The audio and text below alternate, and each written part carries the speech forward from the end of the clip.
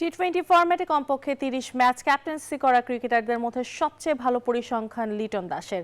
Mister দাসের অধীনে এখন পর্যন্ত টাইগাররা জয় পেয়েছে 16 ম্যাচে, আর তারপরেই আছেন সাকিব আল হাসান। মাঠ পরিচালনায় একের পর এক মুন্সিয়ানা দেখিয়ে যাচ্ছেন লিটন দাস। সবশেষ 5 ম্যাচে লিটনের ক্যাপ্টেন্সিতে টাইগাররা জিতেছে 3 ম্যাচ।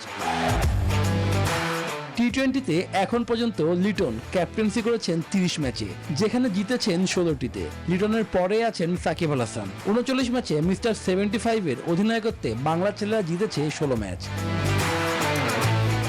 যুক্তরাষ্ট্রের 1 নম্বর জিম চেইন গোল্ড জিম এখন আবারও বাংলাদেশে। বসুন্ধরা আবাসিক এলাকা ও বসুন্ধরা সিটি শপিং মলে।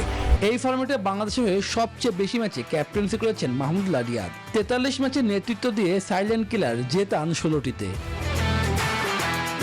ওয়ানডেতে মাশরাফির নেতৃত্বে বাংলাদেশ বেশ এগিয়ে, তবে টি-20 ফরম্যাটে তেমনটা নয়। 28 ম্যাচে লাল সবুজদের নেতৃত্ব দিয়ে জেতাতে পেরেছেন 10টিতে।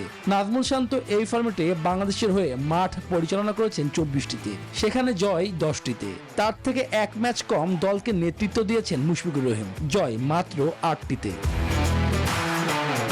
টি-20 ফরম্যাটে বাংলাদেশের প্রথম অধিনায়ক শাহরিয়ার নাফিস। 2006 সালে জিম্বাবুয়ের বিপক্ষে প্রথমবার তিনি নেতৃত্ব দেন দলকে। শুভদেবনাথ, নিউজ 24।